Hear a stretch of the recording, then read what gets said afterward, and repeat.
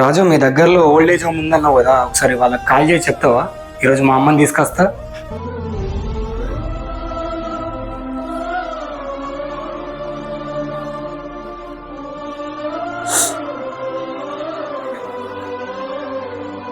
సరే రాజు, అమ్మ నువ్వు వెళ్ళి తొందర రెడీ కాకు.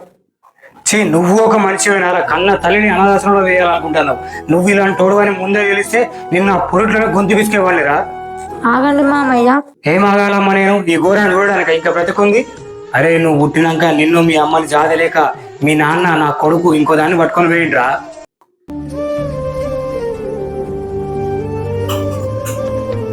అసలు మీ అమ్మ గురించి నీకేం తెలుసని మాట్లాడుతున్నావురా?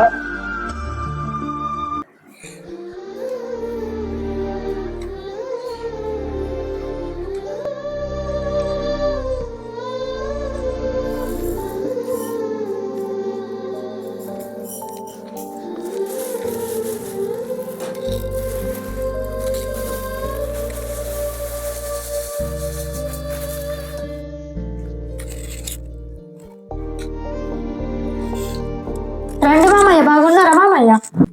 బాగున్నామ్మా. ఇక్కడ కూర్చోండి మామయ్య. వాడి జాడేమన్నా దొరికిందా అమ్మా? ఎక్కడున్నాడో ఏమో ఎవరికి తెలియదు మామయ్య. ఇక్కడ ఒక్కదానివి ఏముంటావమ్మా? నాతో పాటు మన ఊరికి వచ్చేవమ్మా? లేదు మామయ్య, ఇక్కడ షాపులో పని దొరికింది. బాబు కూడా స్కూల్కి వెళ్తాడు. ఇక్కడే ఉండి వీని చదివించుకుంటాం మామయ్య.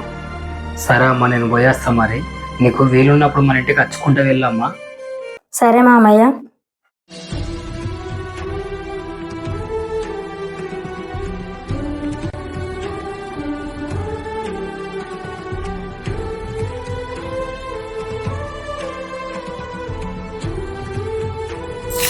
ఏందక్క ఎప్పుడు చూసిన కారం అన్న తెచ్చుకుంటావు?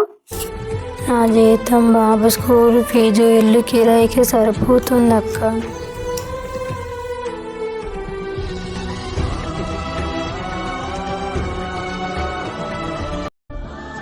నీకు 3 పూటలు అన్నం పెట్టి తను ఒక్క పూట తిన్నదిరా. తను పెళ్లి చేసుకుంటే నీకు ఎక్కడ అన్యాయం జరుగుద్దు అని పెళ్లిని కూడా వద్దనుకో నిన్ను పట్టుకొని ఉన్నదిరా. అలాంటి తల్లినారా ఈరోజు నువ్వు ఇంట్లో నుంచి వెళ్ళకూడతున్నావు.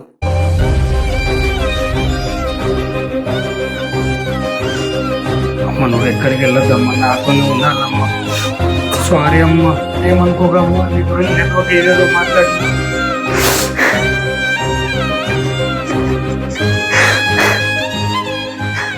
ఇది ఒక గ్రామంలో జరిగిన కథ. ఇలాంటి ఘటనలు ఎక్కడో ఒక దగ్గర జరుగుతూనే ఉన్నాయి. ఈ వీడియో చూసి అయినా పిల్లల్లో మార్పు రావాలని కోరుకుందాం.